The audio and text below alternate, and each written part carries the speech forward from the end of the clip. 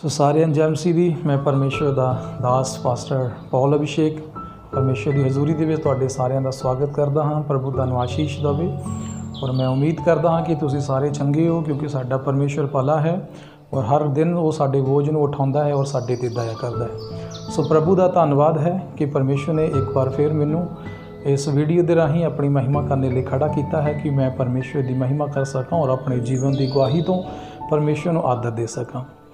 ਸੋ ਅਜ਼ੀਜ਼ ਭੈਣ ਭਰਾਵੋ, ਪਰਮੇਸ਼ਰ ਨੇ ਮੇਰੇ ਜੀਵਨ 'ਚ ਅਨੁਗ੍ਰਹਿ ਕੀਤਾ। ਤੁਸੀਂ ਸਾਰੇ ਇਸ ਗੱਲ ਨੂੰ ਸੋਚਦੇ ਹੋਵੋਗੇ ਕਿ ਮੈਂ ਅਕਸਰ ਆਪਣਾ ਨਾਮ ਪਾਸਟਰ ਕੁਲਵਿੰਦਰ ਮੱਖਣ ਬੋਲਦਾ, ਪਰ ਅੱਜ ਮੈਂ ਪਾਸਟਰ ਪੌਲ ਅਭਿਸ਼ੇਕ ਕਿਉਂ ਬੋਲਿਆ। ਇਸ ਦੇ ਵਿੱਚ ਮੇਰੇ ਪਰਮੇਸ਼ਰ ਨੇ ਮੇਰੀ ਅਗਵਾਈ ਕੀਤੀ ਕਿ ਮੈਂ ਕਿਉਂ ਮੇਰਾ ਨਾਮ ਪਾਸਟਰ ਕੁਲਵਿੰਦਰ ਮੱਖਣ ਤੋਂ ਪਾਸਟਰ ਪੌਲ ਅਭਿਸ਼ੇਕ ਹੋਇਆ, ਕਿਉਂਕਿ ਪਰਮੇਸ਼ਰ ਨੇ ਮੇਰੇ ਉੱਤੇ ਦਇਆ ਕੀਤੀ ਔਰ ਮੈਂ ਪਰਮੇਸ਼ਰ ਦੇ ਅੱਗੇ ਪ੍ਰਾਰਥਨਾ ਕੀਤੀ ਸੀ ਕਿ ਪਰਮੇਸ਼ਰ ਜੇ ਤੇਰੀ ਯੋਜਨਾ ਹੋਵੇ, ਜੇ ਤੇਰੀ ਪਲੈਨਿੰਗ ਹੋਵੇ ਤੇ ਮੈਂ ਬਾਈਬਲ ਦੇ ਮੁਤਾਬਕ ਆਪਣਾ ਨਾਮ ਚੇਂਜ ਕਰਨਾ ਚਾਹੁੰਦਾ ਹਾਂ। ਔਰ ਪਰਮੇਸ਼ਰ ਨੇ ਮੇਰੀ ਅਗਵਾਈ ਕੀਤੀ ਔਰ ਮੈਂ ਪ੍ਰਭੂ ਅੱਗੇ ਪ੍ਰਾਰਥਨਾ ਕੀਤੀ ਕਿ ਪਰਮੇਸ਼ਰ ਇਹਦੇ ਵਿੱਚ ਮੇਰੀ ਨਹੀਂ ਪਰ ਜੇ ਤੇਰੀ ਇੱਛਾ ਹੈ ਤੇ ਉਹ ਪੂਰੀ ਹੋਵੇ। ਸੋ ਮੈਂ ਤੁਹਾਨੂੰ ਇਸ ਗਵਾਹੀ ਦੇ ਨਾਲ ਪਰਮੇਸ਼ਰ ਦੀ ਮਹਿਮਾ ਤੁਹਾਨੂੰ ਸੁਣਾਉਣਾ ਚਾਹੁੰਦਾ, ਕਿਸ ਤਰ੍ਹਾਂ ਪਰਮੇਸ਼ਰ ਨੇ ਮੇਰੇ 'ਤੇ ਦਇਆ ਕੀਤੀ ਔਰ ਕਿਸ ਤਰ੍ਹਾਂ ਪ੍ਰਭੂ ਨੇ ਮੇਰਾ ਨਾਮ ਚੇਂਜ ਹੋਣ ਦੇ ਵਿੱਚ ਮੇਰੀ ਮਦਦ ਕੀਤੀ। ਸੋ ਜਦੋਂ ਮੈਂ ਇਹ ਵਿਚਾਰ ਕਰ ਰਿਹਾ ਸੀ, ਮੈਂ ਆਪਣੀ ਪਤਨੀ ਦੇ ਨਾਲ ਇਸ ਵਿਸ਼ੇ ਦੇ ਉੱਤੇ ਮੈਂ ਗੱਲਬਾਤ ਕੀਤੀ ਕਿ ਮੈਂ ਬਾਈਬਲ ਦੇ ਮੁਤਾਬਕ ਆਪਣਾ ਨਾਮ ਰੱਖਣਾ ਚਾਹੁੰਦਾ ਹਾਂ ਕਿ ਪਰਮੇਸ਼ਰ ਮੇਰੀ ਅਗਵਾਈ ਕਰੇ। ਅਸੀਂ ਪ੍ਰਾਰਥਨਾ ਕਰੀ ਔਰ ਮੈਂ ਔਰ ਮੇਰੀ ਵਾਈਫ ਨੇ ਇਸ ਵਿਸ਼ੇ ਲਈ ਮਿਲ ਕੇ ਪ੍ਰਾਰਥਨਾ ਕੀਤੀ ਔਰ ਅਸੀਂ ਜਦੋਂ ਪ੍ਰਾਰਥਨਾ ਕੀਤੀ ਤੇ ਉਸ ਸਮੇਂ ਅਸੀਂ ਇੱਕ ਗੱਲ ਨੂੰ ਮੰਨਿਆ ਔਰ ਸਵੀਕਾਰ ਕੀਤਾ ਕਿ ਜਦੋਂ ਪ੍ਰਭੂ ਚਾਹੇਗਾ ਔਰ ਪ੍ਰਭੂ ਮੇਰੀ ਅਗਵਾਈ ਕਰੇਗਾ ਉਦੋਂ ਹੀ ਅਸੀਂ ਆਪਣਾ ਨਾਮ ਚੇਂਜ ਕਰਾਂਗੇ। ਸੋ ਅਜ਼ੀਜ਼ ਲੋਕੋ, ਪਰਮੇਸ਼ਰ ਦਾ ਧੰਨਵਾਦ ਹੈ ਕਿ ਪ੍ਰਭੂ ਨੇ ਸਾਡੀ ਮਦਦ ਕੀਤੀ ਔਰ ਜਦੋਂ ਅਸੀਂ ਇਹ ਪ੍ਰਾਰਥਨਾ ਕਰਕੇ ਪ੍ਰਭੂ ਦੇ ਅੱਗੇ ਰੱਖਿਆ ਇਸ ਵਿਸ਼ੇ ਨੂੰ ਤੇ ਕਈ ਮਹੀਨੇ ਬੀਤ ਗਏ।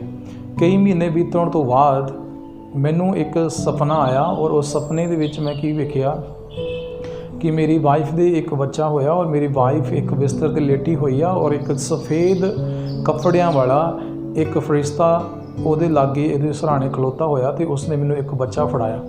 ਔਰ ਜਦੋਂ ਬੱਚਾ ਫੜਾਇਆ ਤੇ ਮੇਰੀ ਵਾਈਫ ਨੇ ਪੁੱਛਿਆ ਕਿ ਇਹਨਾਂ ਦਾ ਕੀ ਨਾਮ ਹੈ। ਉਸਨੇ ਮੈਨੂੰ ਆਖਿਆ ਕਿ ਇਹ ਜੋਇਲ ਅਭਿਸ਼ੇਕ ਹੋਵੇਗਾ। ਔਰ ਜਦੋਂ ਇਹ ਜੋਇਲ ਅਭਿਸ਼ੇਕ ਹੋਵੇਗਾ ਉਸ ਵੇਲੇ ਫਿਰ ਮੇਰੀ ਵਾਈਫ ਨੇ ਮੈਨੂੰ ਕਿਹਾ ਜੇ ਜੋਇਲ ਅਭਿਸ਼ੇਕ ਆ ਤੇ ਤੁਸੀਂ ਪੌਲ ਅਭਿਸ਼ੇਕ ਹੋ। ਔਰ ਇਹ ਸੁਪਨਾ ਜਦੋਂ ਮੈਂ ਦੇਖਿਆ ਔਰ ਮੈਂ ਸਵੇਰ ਜਦੋਂ ਉੱਠਿਆ ਤੇ ਮੈਂ ਆਪਣੀ ਵਾਈਫ ਦੇ ਨਾਲ ਇਸ ਸੁਪਨੇ ਨੂੰ ਸ਼ੇਅਰ ਕੀਤਾ ਕਿ ਮੈਂ ਰਾਤ ਨੂੰ ਇਸ ਪ੍ਰਕਾਰ ਸੁਪਨਾ ਵੇਖਿਆ। ਔਰ ਜਦੋਂ ਮੇਰੀ ਵਾਈਫ ਨੇ ਇਸ ਸੁਪਨੇ ਨੂੰ ਸੁਣਿਆ ਤੇ ਉਹ ਹੈਰਾਨ ਹੋਈ ਔਰ ਉਸਨੇ ਕਿਹਾ ਪਰਮੇਸ਼ਰ ਦਾ ਧੰਨਵਾਦ ਹੈ, ਇਸ ਦੇ ਅਨੁਸਾਰ ਹੀ ਹੋਵੇ। ਪਰ ਉਸਨੇ ਕਿਹਾ ਮੈਂ ਇੱਕ ਗੱਲ ਤੁਹਾਨੂੰ ਕਲੀਅਰ ਕਰ ਦੇਣਾ ਚਾਹੁੰਦੀ ਹਾਂ ਕਿ ਮੈਂ ਕਿਸੇ ਵੀ ਬੱਚੇ ਨੂੰ ਅਡਾਪਟ ਨਹੀਂ ਕਰਨਾ ਚਾਹੁੰਦੀ, ਬੱਚੇ ਨੂੰ ਲੈਣਾ ਨਹੀਂ ਚਾਹੁੰਦੀ, ਕਿਉਂਕਿ ਸਾਡੇ ਕੋਲ ਪਰਮੇਸ਼ਰ ਨੇ ਪਹਿਲਾਂ ਹੀ ਸਾਨੂੰ 2 ਬੱਚਿਆਂ ਦੀ ਆਸ਼ੀਸ਼ ਦਿੱਤੀ ਹੈ। ਔਰ ਉਸਨੇ ਮੇਰੇ ਨਾਲ ਗੱਲਬਾਤ ਕੀਤੀ ਔਰ ਉਸਨੇ ਆਖਿਆ ਕਿ ਅਸੀਂ ਪ੍ਰਭੂ ਦੇ ਅੱਗੇ ਰੱਖਿਆ ਸੀਗਾ ਕਿ ਪ੍ਰਭੂ ਇੱਕ ਬੇਟੀ ਹੋਵੇ ਔਰ ਇੱਕ ਬੇਟਾ ਹੋਵੇ ਔਰ ਉਸੇ ਅਨੁਸਾਰ ਪ੍ਰਭੂ ਨੇ ਸਾਨੂੰ ਬੇਟੀ ਔਰ ਬੇਟੇ ਦੀ ਬਰਕਤ ਦਿੱਤੀ ਆ, ਪਰ ਮੈਂ ਅੱਗੇ ਤੋਂ ਕੋਈ ਬੱਚਾ ਨਹੀਂ ਚਾਹੁੰਦੀ। ਅਸੀਂ ਇਸ ਦੇ ਲਈ ਪ੍ਰਭੂ ਦੇ ਅੱਗੇ ਪ੍ਰਾਰਥਨਾ ਕੀਤੀ ਔਰ ਉਸ ਨੂੰ ਮੈਂ ਆਖਿਆ ਮੇਰੀ ਨਹੀਂ ਤੇਰੀ ਨਹੀਂ ਬਲਕਿ ਮੇਰੇ ਪ੍ਰਭੂ ਦੀ ਇੱਛਾ ਪੂਰੀ ਹੋਵੇ।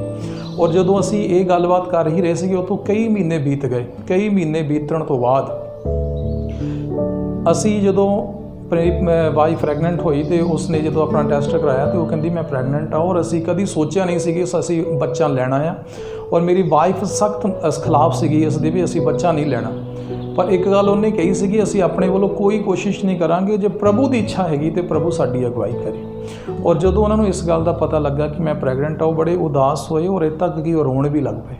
ਔਰ ਜਦੋਂ ਰੋਣ ਲੱਗ ਪਏ ਉਸ ਸਮੇਂ ਮੈਂ ਉਹਨਾਂ ਨੂੰ ਹੌਸਲਾ ਦਿੱਤਾ ਕਿ ਤੁਸੀਂ ਨਾ ਘਬਰਾਓ, ਯਾਦ ਕਰੋ ਜੋ ਸੁਪਨਾ ਪ੍ਰਭੂ ਨੇ ਮੈਨੂੰ ਵਿਖਾਇਆ ਸੀ ਉਸ ਸੁਪਨੇ ਦੇ ਮੁਤਾਬਕ ਪਰਮੇਸ਼ਵਰ ਚਾਹੁੰਦਾ ਹੈ ਕਿ ਸਾਡੇ ਘਰ 'ਚ ਬਰਕਤ ਆਵੇ।